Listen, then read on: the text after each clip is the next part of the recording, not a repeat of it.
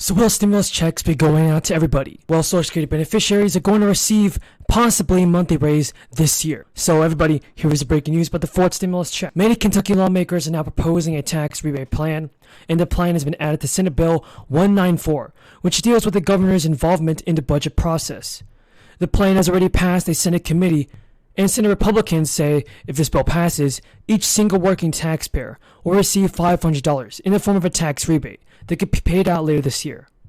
The Senate Appropriations and Revenue Committee passed the bill with a 7-0 vote.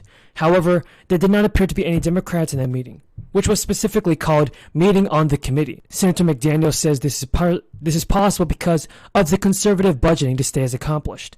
Senator McDaniel has announced that each taxpayer can expect to receive the money in the late spring or early summer, in the same way they could receive a tax refund. And according to what is in the bill, the maximum each household will receive is $1,000. State officials have said the average Kentuckian has seen about $267 a month increase in the cost of living. This will be able to do some good work to offset that. And if you are a resident of Kentucky, you may be receiving a $500 stimulus check very soon. Democratic lawmakers in Congress have also introduced multiple proposals aimed at sending direct payments to Americans to help cover high gas prices. The plans have some similarities to the one that sent $1,400 stimulus checks to millions of people last year during the crisis. The national daily average has been more than $4 per gallon for over 2 weeks.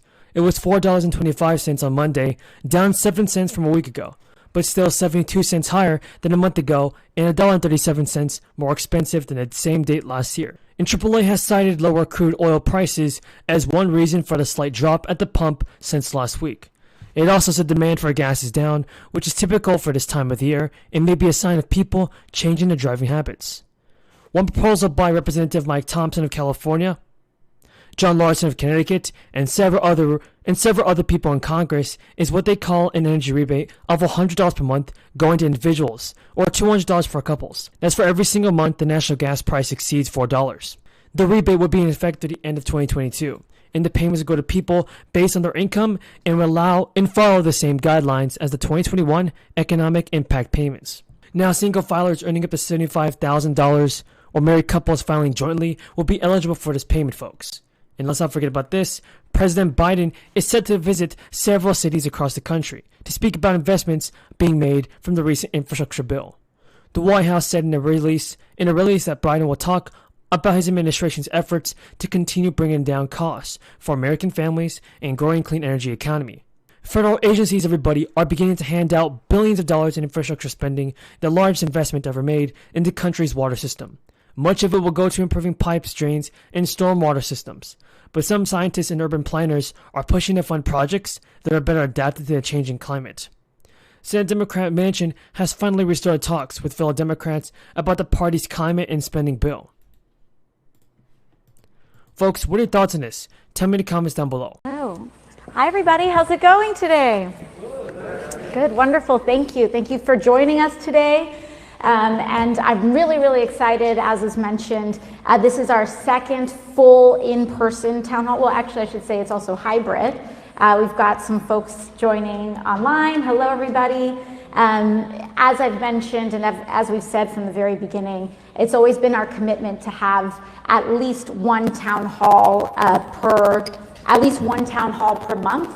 And during the pandemic, we were able to remain true to that, but we had to go online. And now that we're transitioning our town halls back to being in person as well as online, we've been able to incorporate a lot of the lessons learned around accessibility and a lot of other aspects that we learned in going remote too. So our town halls continued, when they are streamed online, to be live translated in 5 different languages in order to serve all the members of our community, as well as closed caption and wherever and whenever possible ASL interpretation as well. And so we're really excited, but again, this is our second town hall.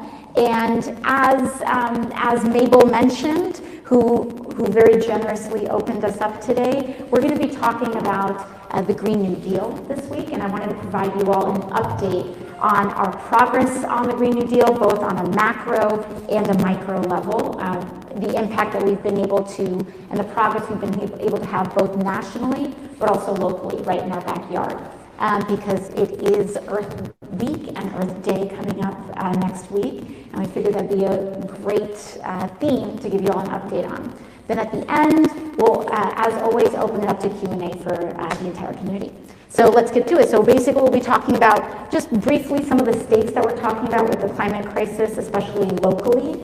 The Green New Deal for cities and states, our progress on that, and some victories that we've had in community projects and climate justice right here in Astoria, and then we'll have the Q&A. So we'll move on to our next slide and jump right into it. Now, let me see. Can we get is there a clicker here? Let me see. Okay. All right, here we go. So right now, and I think a lot of us have seen a lot of the information about really what we're contending with the climate crisis. So I'm not trying to dive too deep into the doom and gloom right now, because really at the core of what we propose with the Green New Deal is to actually not succumb to the dystopia and not succumb. Stimulus checks and stimulus payments are coming your way. Up to $8,000 of stimulus payments will be claimed by eligible Americans this month. Lawmakers across the nation are currently offering financial support to low and middle income households. So the crisis, everybody, has reached daily records, and this is making a huge impact on whether or not Congress decides to send out stimulus payments. So far, Nancy Pelosi and Chuck Schumer are in support of some weekly boosted unemployment benefits. They've talked about this. And the good news, everybody, is that there are other types of support that the government has been providing and is providing to those in need. States have also introduced extra crisis relief that people can claim. Like in Florida, people can claim $1,000 bonuses, specifically teachers. And the governor of Florida intends to use federal stimulus money to reward and incentivize 179,000 teachers across the state. Gavin Newsom also laid out his budget proposal, and it's projected that there will be $45.7 billion budget surplus for the year. And Indiana's residents will also receive a state-funded tax refund worth an estimated $125 each. That's when they file their 2021 taxes. So far, there's a new deadline to apply for a stimulus check worth around $1,100. Lawmakers are urging people that want to claim this extra stimulus money to take action on this and action on it now. So, to be eligible for the first or second Golden State stimulus check, Californians must have lived in the state for more than half of the 2020 tax year, and they also must have earned less than $75,000. But friends, I know many of you still haven't received your Golden State stimulus check. Well, the good news is that there's still time to catch up on it. Stimulus payments are being sent out still. California residents have until February 15th to claim the stimulus check. If you were eligible for both stimulus programs and applied for individual tax returns, you can file your return and still get the cash. What do you think about President Biden and his work on stimulus payments?